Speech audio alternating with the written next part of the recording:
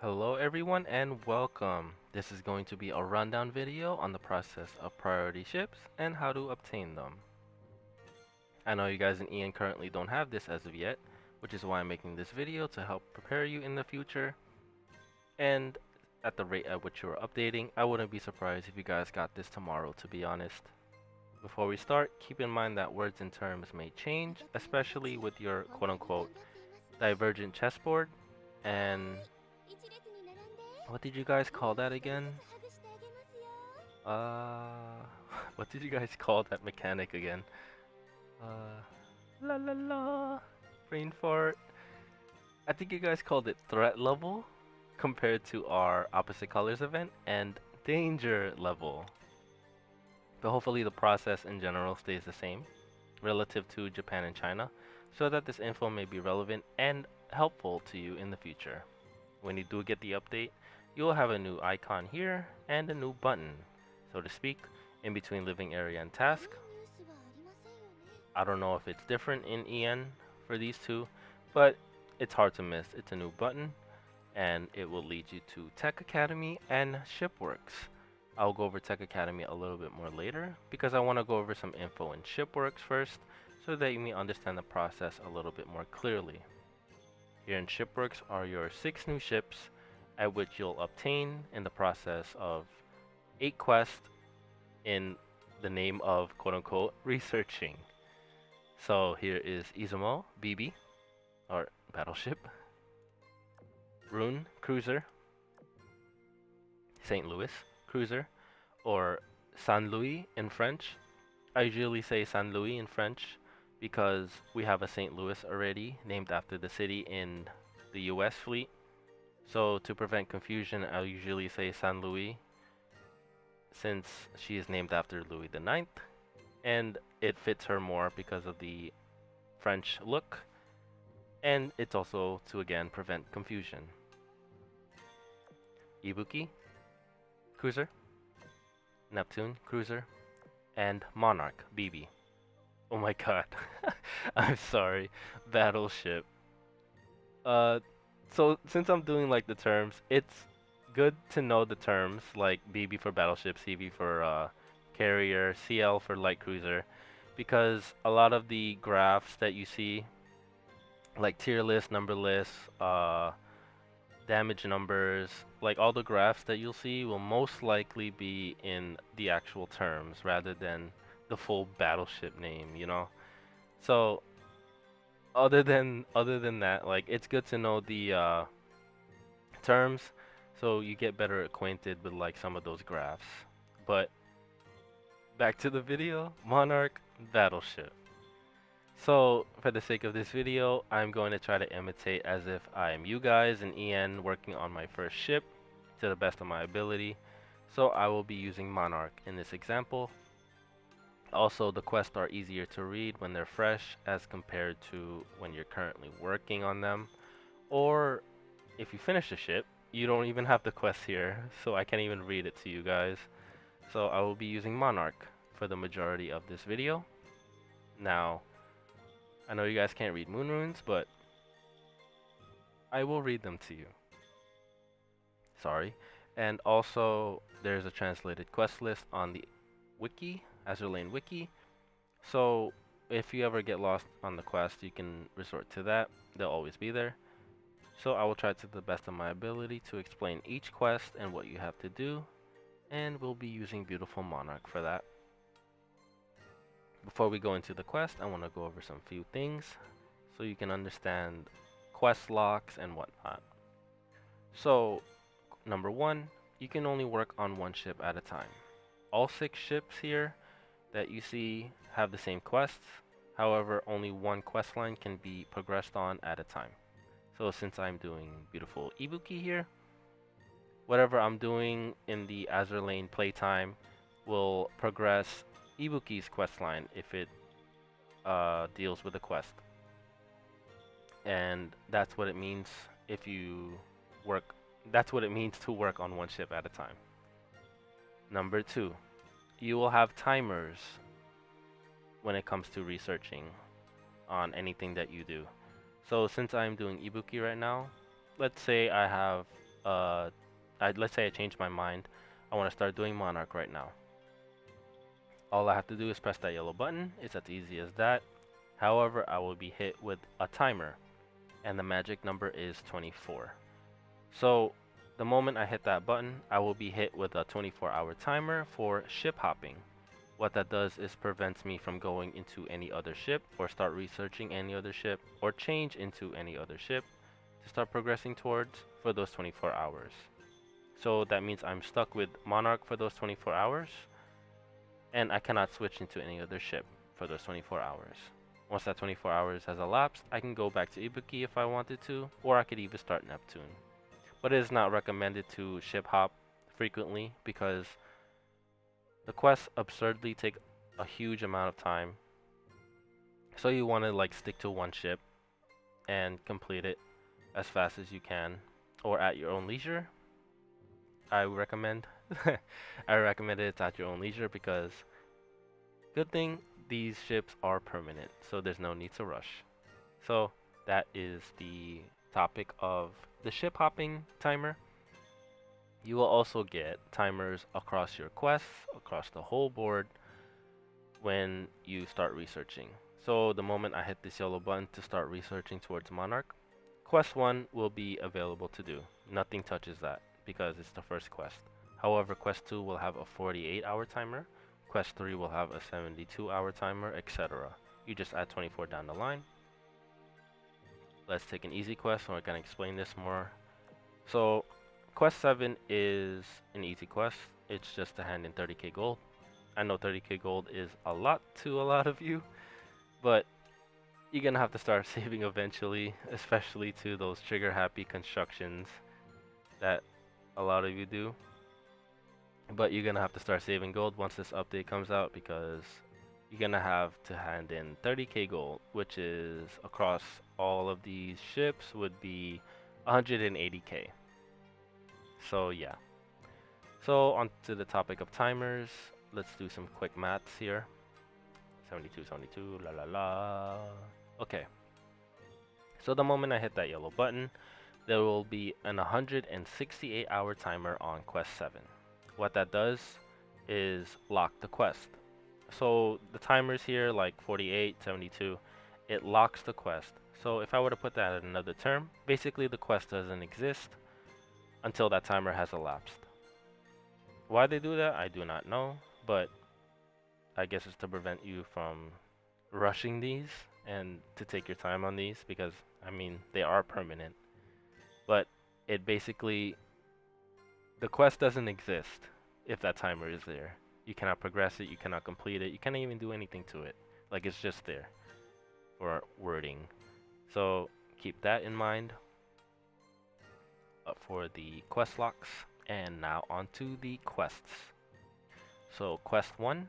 Oh, thank God there's a picture here so you guys don't get lost easily.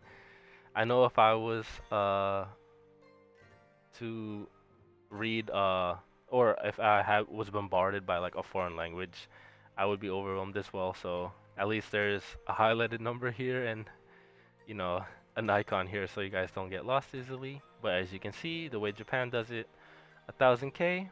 Another way of saying it, a million EXP obtained. There's a prerequisite for this though. It can only be gained from PvE, so also known as sorting.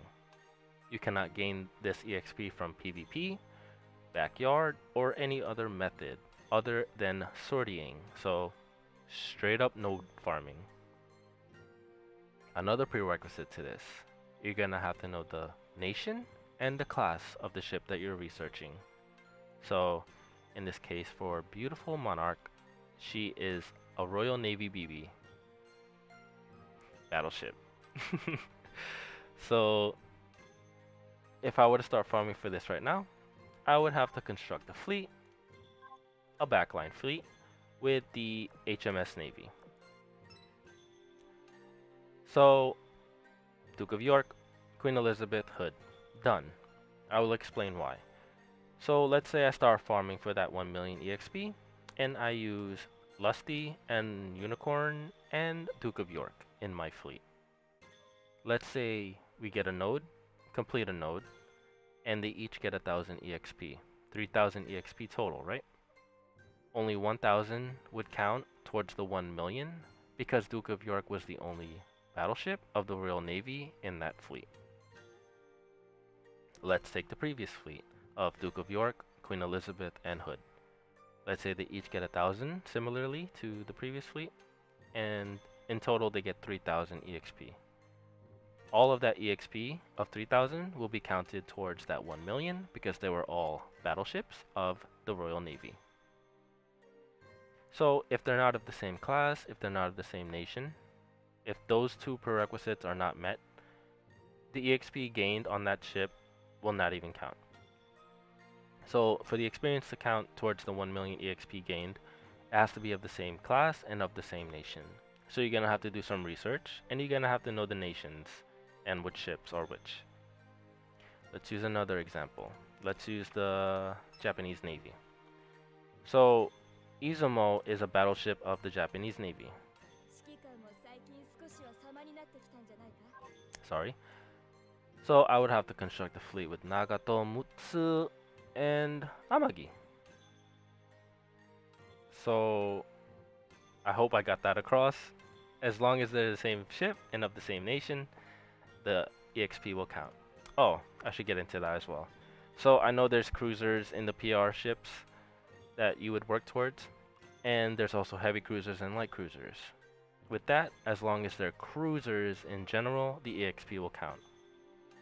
I know there's battleships and battle cruisers. As long as they're battleships or battle cruisers, or of the battle, you know, the battle term, it'll count no matter what.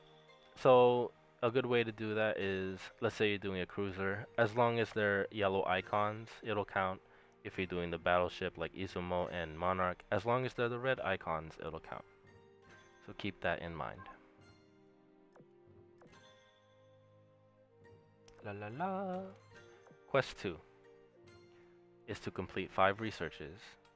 I know we didn't go over Tech Academy, but researches are literally another way of saying commission. So for now, we will say complete 5 quote-unquote commissions for Quest 2. Quest 3 is to hand in purple rarity class blueprints. So in this case, since Monarch is a battleship, I would have to hand in 10 purple rarity battleship blueprints. Quest 4 is where everyone is going to spend most of their time on, no matter what, no matter how much time you spend on the game, no matter how much money you spend on the game. This will be your most occupied quest that you will have, and most likely be the last quest you complete. Like, you can complete everything else, even if the timers has elapsed. When the timers has elapsed, you will still have this quest available. You might even have Quest 1 still available and not completed. So it is the similar way of Quest 1, which is the same ship, of same class, same rare nation, and it's to obtain 2 million EXP. Double the effort, double the time, double the amount needed. So yeah, so in total you're gonna need 3,000, sorry, because of the K, 3 million EXP total for each ship on the quest line. Quest 5 is similar to Quest 2, but instead of 5 quote-unquote commissions in the Tech Academy, you're gonna have to complete 8 quote-unquote commissions in the Tech Academy. Quest 6 is similar to Quest 3, but instead of 10 purple rarity class blueprints, you're gonna have to hand in 5 yellow rarity class blueprints. 7, the easy 30k, and number 8, 5 cubes. On the topic of cubes, all these quests, all these ships are easily worth 50k. 50 cubes. Woo. Word slur. But all these ships, in my opinion, are worth 50 cubes because of their functionality, because of their stats, because of how strong they are, because of their design in general. Like, they are one of the top ships that you can get, hence the amount of time needed to obtain these ships. So that is my opinion. Once you complete all these quests, you'll obtain your beautiful ship. Once you obtain this ship, you will get them at a 3-star rarity, and you will have them at a 0 to 30 development level. So, I will go on to the next topic. What's a famous ship in EN? Um, hmm. Oh, right. How did I even forget? Enterprise. Let's say you get Enterprise, you level her to 70. Oh, you're gonna have to use a Bullen. Use a yellow Bullen or a duplicate. Get her to level 80. Keep using Bullens to get her to 90. And then you're gonna have to use 2 Bullens to get her to 100 or a duplicate. There goes the levels and the limit breaks. And then you're gonna want to stat allocate her. So you're gonna have to burn carriers to increase her air power, to increase her ammunition, etc. Right? All that I just said about Enterprise, you have to throw out the window when it comes to PR ships. Because they cannot be limit broken by normal means, they cannot be stat allocated by normal means. So what you're gonna need to limit break these ships are strengthening units. It's literally the blueprint with their icon on it. So what these strengthening units do is limit break them, increase their rarity, and also increase the stats. So you can use development level as to how far you are from maxing. And limit break is kind of different when it comes to PR ships because even though you get the ship, your newly acquired ship at a 3-star rarity, that doesn't mean you can't level her to max. So once you obtain the ship, like you could still level her to level 100, but I think you'll need at least to get her to development level 10 if you want to get over a certain level. But that's not as hard as finding yellow bullens to be fair. So you could still like even though she's not 6-star as you can see here, I still have my St. Louis at a high level. I'll show you right now. Where are you, you beautiful thing? Oh yeah, right. I need to put it back to all. So you'll see I have her at 107 right now, and she's not even a 6-star rarity right now. So that's what I'm trying to say. So you don't need to worry about the limit breaks as much, but you do want to concern yourself with the stat allocation because even though you get a level 100 ship, like her stats are like of a 3-star to 4-star rarity, you know? So you want to get that up as well. To obtain these strengthening units, we go to Tech Academy. Yay! So here in Tech Academy is where you're going to see your research that needs to be done for the quest and where you're going to get your strengthening units. So I'm currently doing one right now. There's a purple rarity, yellow rarity, and blue rarity research. The more rare it is, the more rewards you get. Here I get a certain Ibuki strengthening unit, and I also get a random strengthening unit. It could be any one of these. And the amount gained can be random as well. This is the... You don't get 132 from one research. I wish. But that's the amount you currently have. Or I have. You would also get your arguably the best in slot weapons that you can obtain. These are called research weapons. And the only way to obtain these is to gather 25 blueprints and craft them in the equipment slot or the equipment tab. So here's a similar gun to the twin purples that you put on your BBs for barrages because of the reload speed and the decent damage. But instead, this is a faster reload, better damage, you know. This is similar to the triples that you put on your BBs, triple purples, but better damage, better reload, I think. I would have to look into that. But I know this has a faster reload and better damage than the twin purples. So this is literally an upgrade. This is an upgrade. Okay. So New Year's literally passed. And with that, the function of this gun, or the purpose of this gun, is no more. Because all this gun does is provide fireworks. Do not put this on any of your girls because it'll not only render her useless, it embarrasses her, and it does nothing for your fleet. I know it is a yellow rarity gun, and I know the portrait of the gun is one of the best guns you can put on your battleships, but that does not necessarily mean it's a good gun. So keep that in mind for any equipment you put on your girls. If you see this gun, do not touch it, do not look at it, do not even build it. I have 46 blueprints right now, and I don't even want to build one to sell it, you know, because it's not even, this gun's not worth it. That's the approach you should take on this gun. It's not worth it. I mean, if you want one for your collection, be my guest, you know? I'm not stopping you on that. But as long as you don't put this on your girls,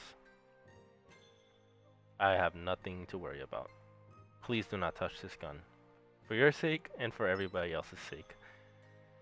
Arguably the best AP guns you can put on your cruisers. Arguably the best HE gun. Arguably the best AA guns for sure. A stat radar. Oh, put this on a UR Sandy. I don't think Enterprise wants to even fight that.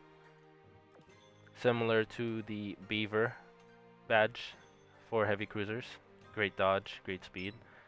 So yeah, arguably the best in slots you can put on your girls, except for that one. So there is where you would obtain your strengthening units. You can also obtain strengthening units preceding the events right after you get this update. So, for example, where is that again? Nope. Oh yeah, here. So, the events right after would receive this option once that update has arrived, which is literally a strengthening unit with the label all on it. So what this does is, let's say I buy one, which I can't because I have 0, but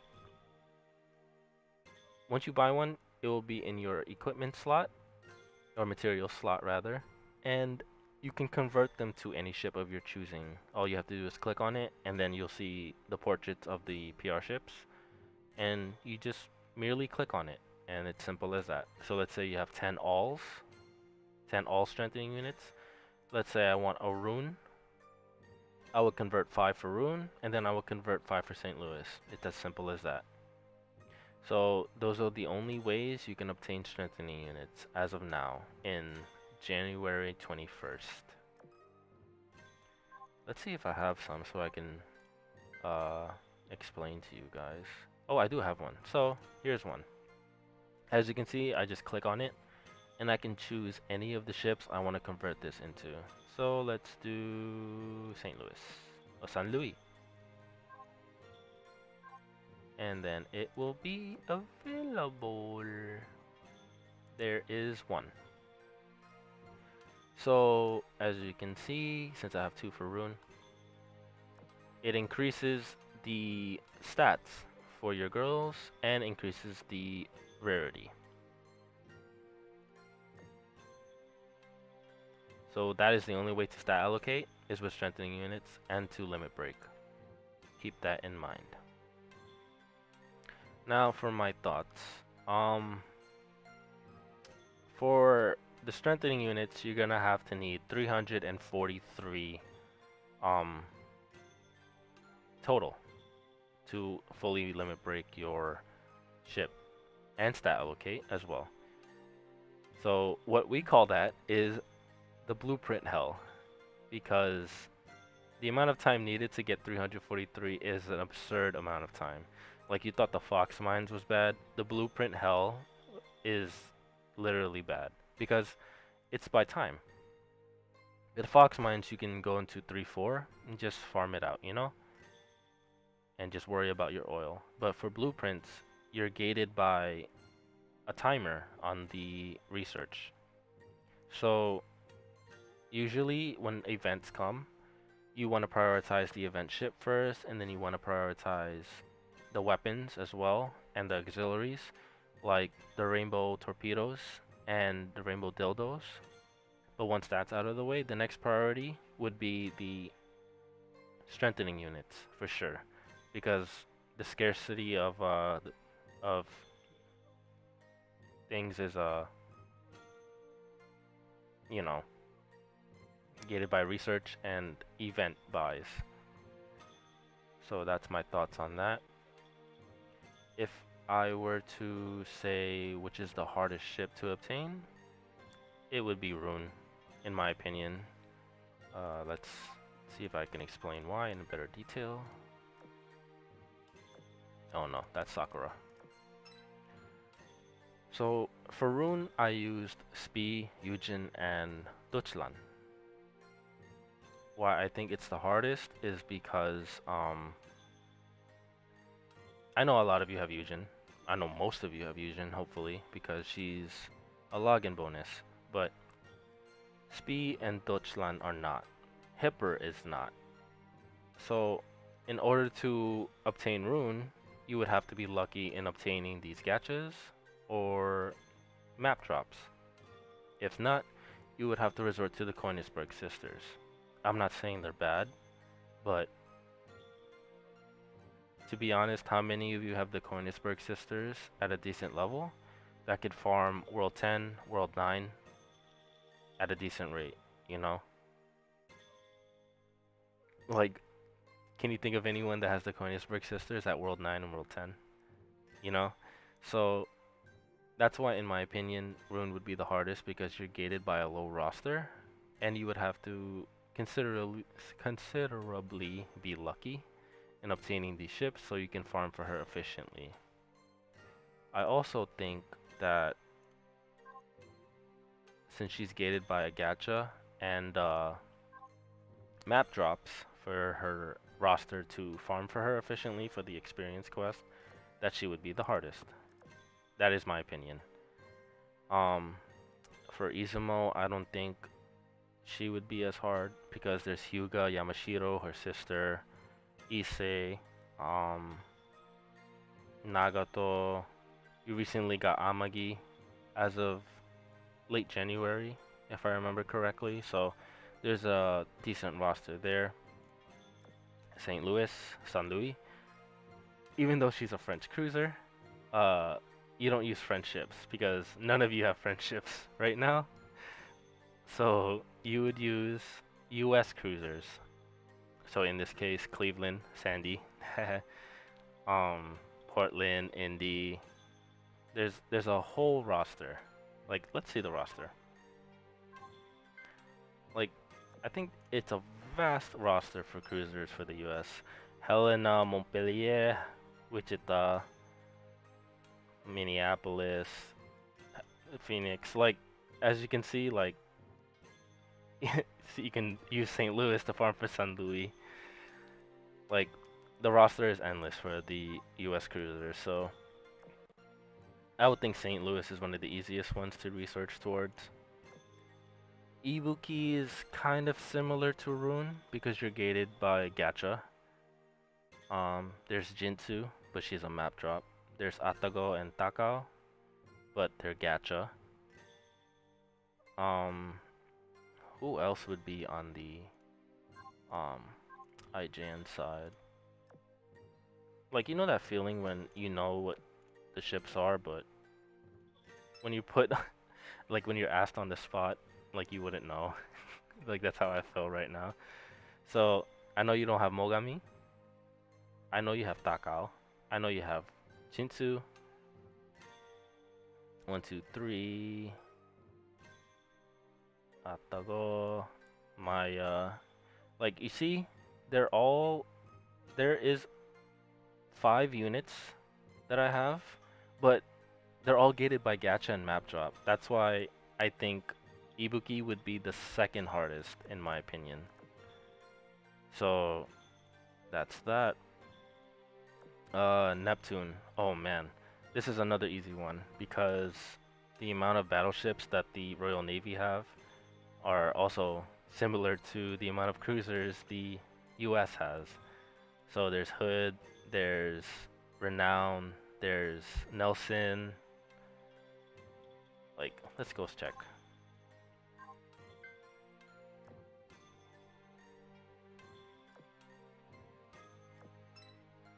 Okay, so as you can see, Duke of York, Queen Elizabeth, Hood, Nelson, um, Warspite, Renown. Like, look at this roster. Like, it's insane for battleships. So that shouldn't be a problem. Similar to San Luis. Oh, what did I even say? So that roster for the battleships was for Monarch, so she should be the easiest one compared to San Luis. But Neptune is a cruiser, so Belfast, popular favorite. Mini Belfast you don't have yet, but Edinburgh is more easier to obtain. Bork, you guys don't have her yet. I mean, even the cruisers and the battleships. Oh, I mean, you guys shouldn't have a problem. Yeah, you should not have a problem with cruisers or battleships when it comes to the Royal Navy priority ships. So, in my opinion, um, from hardest to easiest would be Rune, and then Ibuki and Izumo would be on par, like equal, for number 2.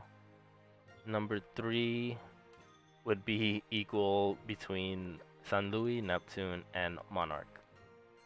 That is my take on it when it comes to the rosters. Everyone's roster is different, but I took into account gacha and event drops and even map drops. So that's how I rate difficulty in obtaining these ships. But if you have the roster for it, I mean, go for it. If you like the ship, go for it. You know, every Shikikan is different. So I took into account everyone's situation, so to speak. But on another note, these ships are permanent. There's no need to rush for these, you know. Once this update came out in Japan, I've seen so many people on my server treat it as if it was a race to complete all 6, you know. But once they got up to ship 3 and ship 4, like I don't I don't even see them anymore because they either burned themselves out or they either took a rest and played another game. But these ships are permanent, they're not going anywhere. I mean, look at these faces. They're not going anywhere. They're permanent. It's like you say you have 100 cubes and you have an event coming tomorrow, but you use the cubes on permanent events. You know, like you could have just rolled for the event ship and you still could have obtained a chance to obtain the permanent ships. You know, so you want to be smart about how you spend time on this game because I don't want any of you burning yourselves out, obviously, and I also don't want you wasting cubes. So be smart about it. Take your time. Play this game at your own leisure. I know people have different ways of playing this game. I understand that, but what people don't want other people to be doing is to burn themselves out, and no one's gonna play this game if everybody burns out, you know? So pace yourself, play at your own leisure. These ships are permanent. I shouldn't be missing anything. No, I don't think I'm missing anything. So hopefully this video has helped you. New Year's has passed, so Happy New Year's to you Shikikans out there. Here's to another year of AzurLane. Hopefully the process that I've mentioned doesn't change when it comes out in EN, so that this video doesn't be for naught. And I hope this video has helped you pique your interest in the game more. I hope it helps prepare you for the future ahead of you. And, you know, enjoy this game as you can. There's more updates for you to come. What I don't like is that you guys are rushing events way too fast, in my opinion. Like, how will you guys... Like, say you guys will eventually catch up to us, for sure, but let's say you guys do catch up to us, like, there's gonna be reruns and such, and the rate of new events won't come as much for us. So it'll eventually happen to you guys because right now every event feels new because you guys recently just got it. Your server just recently opened. But once you guys catch up to us, like it's gonna be reruns and like there's no events coming for you guys. So I think in general, I think the devs should at least pace it a little bit more spreadly so that the interest like stays consistent in my opinion. But that's, all my opinion, just giving my thoughts on it. But again, Happy New Year's. I hope this video will prepare you for the future. Remember about your ships. Remember to research which ships you want to do, which nation and which class they are, so that you can fully prepare the ships beforehand to farm that EXP. So if I'm missing anything, please leave a comment below and I'll get to it promptly. And here's to another year of AzurLane. See you in the next video.